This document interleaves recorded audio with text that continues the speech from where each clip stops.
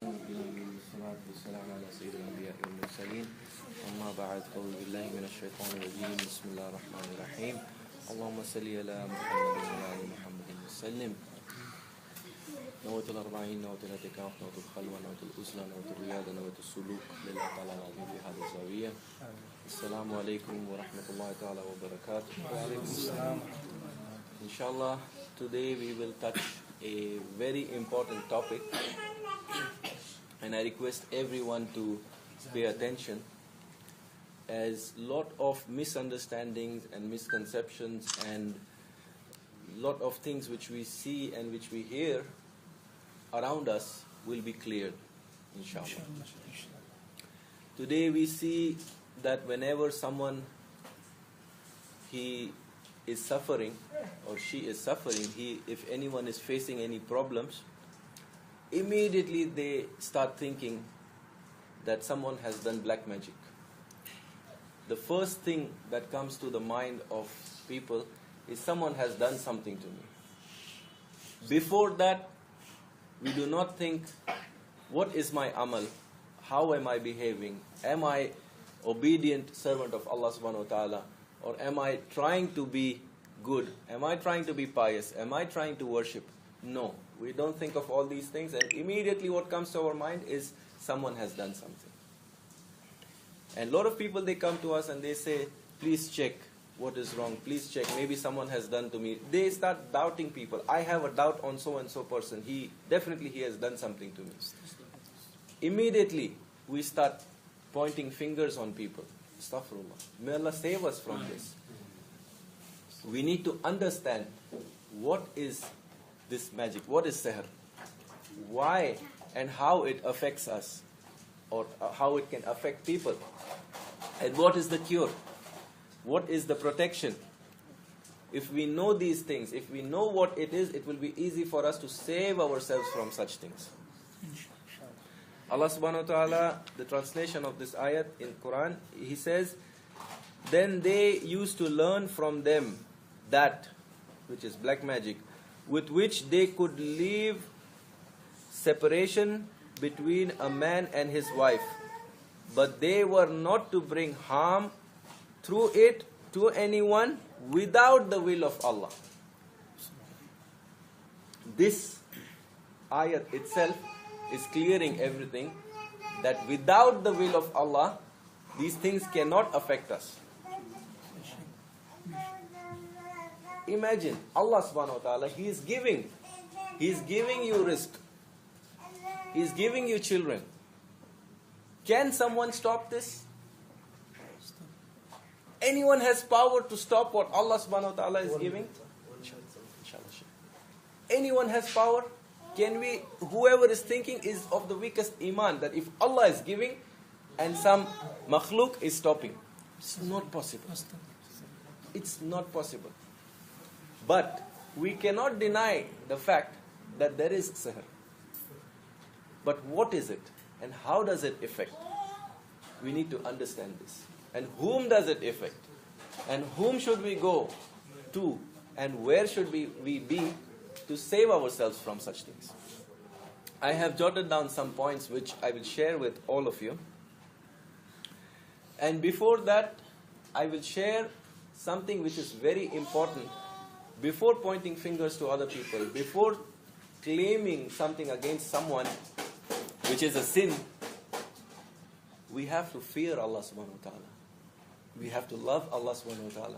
And we have to have His adab in our heart before claiming something against anyone. How can I claim something against someone if it is not proved? There was a wali. He had dug a grave in his house. He had dug a grave in his house, and whenever he would feel lazy, he would go and sleep in the grave. He would sleep in the grave, lie down in the grave, and he would tell his nafs, I am dead. Do you want a last chance to go back and worship again? No. Allahu Akbar. This is how awliya Allah, they are training themselves. Imagine, if you have a strong heart, go and sleep next to a grave. in the night, dark night, and just imagine if one insect comes on your body, what will we do? Can we stand that? No. Close your eyes at that moment. Try it if you have a strong heart. If you don't have a strong heart, don't do it. Tomorrow you will claim that I killed you. Now, moving on with this topic, like people, they are relating everything to magic, and people have sent jinns and a lot of such claims which we hear nowadays. Why does this affect people? And did Allah, He made everything and He handed it over to the magicians? No. No. Allah subhanahu wa ta'ala, He is controlling each and every particle, and more than the particle. We don't know. He's controlling each and everything. He has created everything. He's controlling everything. And everything is in balance. Everything is in balance. Everything is floating in its own orbit. Subhanallah. Subhanallah. If imagine one planet moves out from its orbit, it will go and it will smash into another planet, and there will be, we don't know what will happen, but everything is flowing in its own orbit. Allah subhanahu wa ta'ala, He's from, you look at the cells, you look at the atoms and molecules, from that level to the universes, He's controlling everything. And did He create all these things and give it to the magicians to control? No, He did not. Then how come these magic and these things, they're affecting people? If we just go back in time to Musa alayhi salam's, Sayyidina Musa alayhi salam's time, they were big magicians. And they all were to compete with Musa alayhi salam. And when they put down their asas, when they put down their ropes and sticks, they turned into snakes. And Musa alayhi salam, he was ordered to put down his asa, which swallowed all these magical things. Now, how does this appear? What is magic? We need to understand that there are angels who are actually controlling. Allah subhanahu wa ta'ala has given them like the management. When I'm speaking, when I'm thinking, there's an angel who is responsible to give me that nur of aql to understand. And then there is an angel to pass that message. And there's an angel to make my vocal sacs to make sound. And there is an angel to make you hear. There is an angel to maintain balance within ourselves. Why do we have a headache? Why do we fall sick? Because the angel in that region is ordered to stop working. When he's ordered to stop working, that region is affected. Without the will of Allah, it's not possible. Similarly, when these people, they do these kind of dirty deeds, what do? During the time of Rasulullah sallallahu alaihi wasallam, there were people who used to develop their skill of having bad eye. Some people have bad vibrations in their sight, which affects people. And in those days, they used to develop them. They used to develop them in such a way that they can harm people. So a lot of people, they have these qualities, and they used to work on themselves to develop these qualities, bad qualities, and use it against people. And for doing that, they have to remain dirty, they have to remain filthy, and they have to become obedient to shaitan. They have to become obedient to shaitan. And when they become obedient to shaitan, then they think that they have taken a certain dirty jinn or a shaitan in their control. But that is not the thing. The shaitan has taken them under control. It is the shaitan who has taken them under control, and he will use them to harm people. This is what happens with the magicians. They surrender themselves to shaitan. They surrender themselves, they obey him, and they stay dirty, and they want to attract him. And they pull him towards them. And it's actually the other way around. Shaitan is actually pulling them, and then he will use them. So this person gets ready. And then when he tries to attack someone, when he's attacking someone, to have the effect on that person, for example, he wants to make me have body pain, for example. So the angels who are controlling that region which maintains the balance of the blood flow or whatever to keep me out of pain, those angels will stop working. Only if Allah wants them to. Only if Allah wants them to stop, they will stop, and I will be affected. Why will Allah stop them? There could be a few reasons. One could be because I'm a bad person. I'm a sinner and He wants to punish me. Then their magic will have an effect on me. Without the will of Allah, it cannot. Another reason may be He wants to elevate the station of that person. So He will give him some pain, and then He will see how patiently the person is behaving, and then He will lift him up. Many reasons. But one of the general reason is our weakness. The reason is we are ghafil, we are heedless, we are the weak ones, and we are not properly obeying Allah subhanahu wa ta'ala. And when we do that, we are easily affected to such things, to such sihr. And then what happens is one magician, he is doing something on one person, and when that person gets affected, he is going to another magician. From shaitan to shaitan to shaitan for the cure. We see this. A lot of people, they go and they are not praying, they are not making zikr, they are not reading Quran, but they want cure.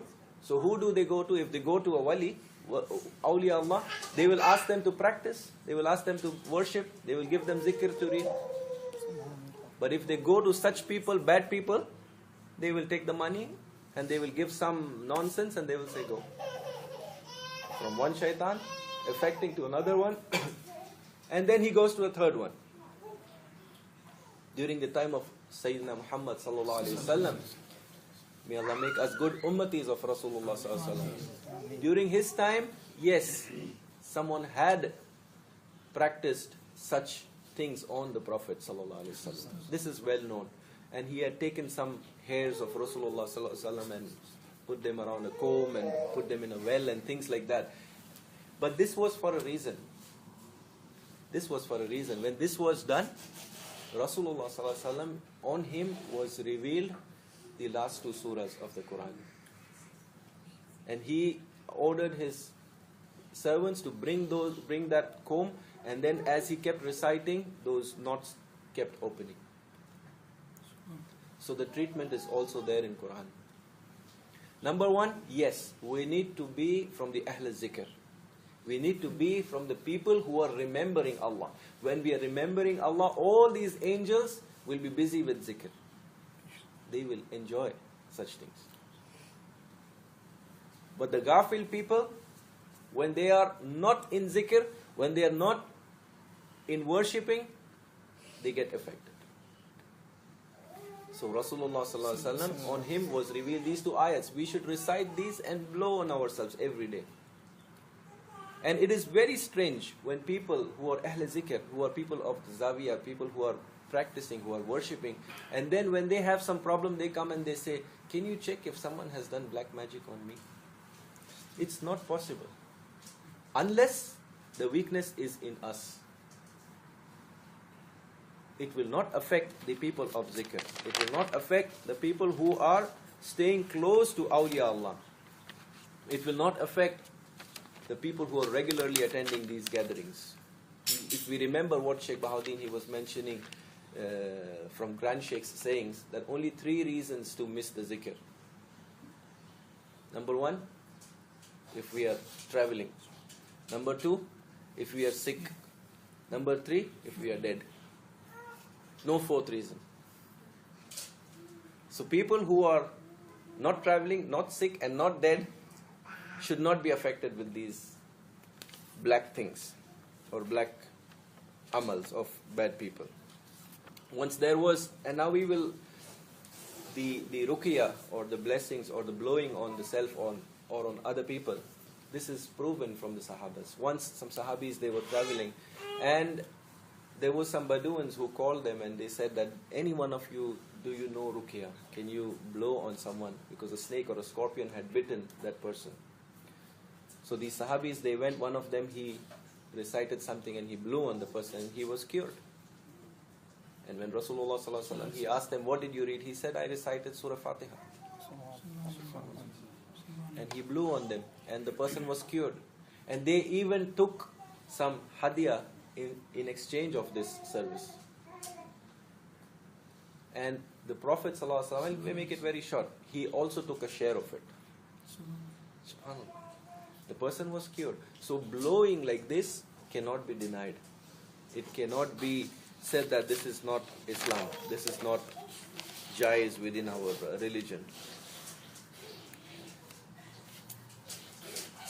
So, in general, keeping it very short, what I have tried to explain is how the magic affects the person.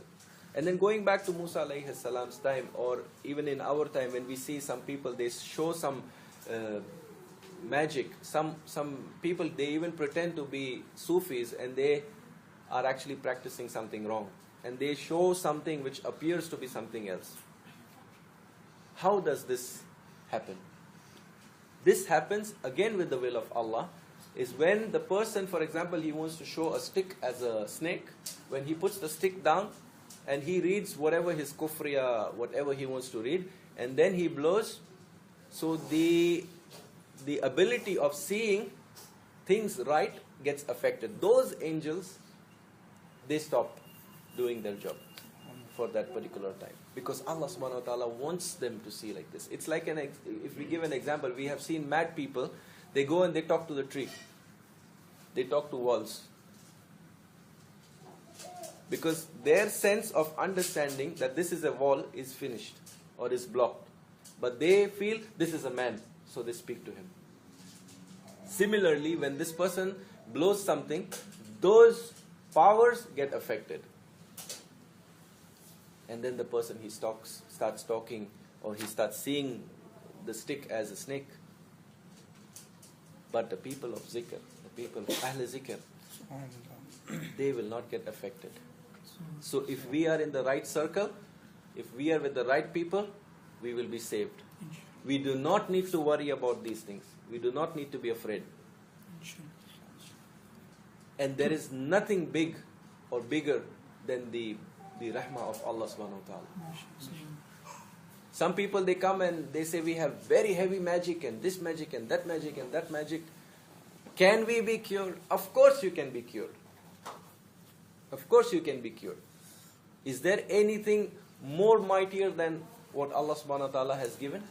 Or His powers? No.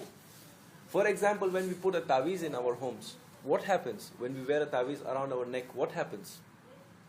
Each and every ayat, or each and every name, or each and every alphabet is attracting rahmat from Allah subhanahu wa ta'ala. That is why we put them up on our walls, so that the blessing, will the blessings come on these names or the cursing will come? Of course the blessings will come on these names. So wherever these names are present, in that place there will be blessings.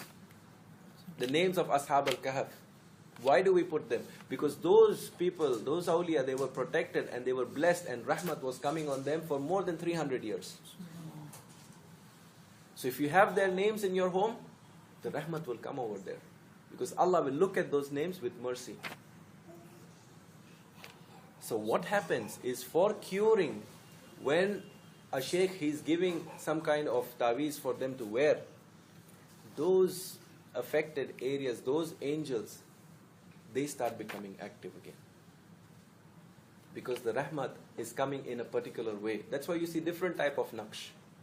So the rahmat, it comes in a particular manner, and then things start getting into a system. Okay, remember, if we have any problems, first we look at the mirror. What is it that I have done wrong? What is it that I have done wrong? A lot of people, they come to me and they say, they request for dua, they say we don't have jobs, we don't have rizq. And first question is, what I try to ask is, are you praying? Some of them 50-50, some of them yes, some of them no.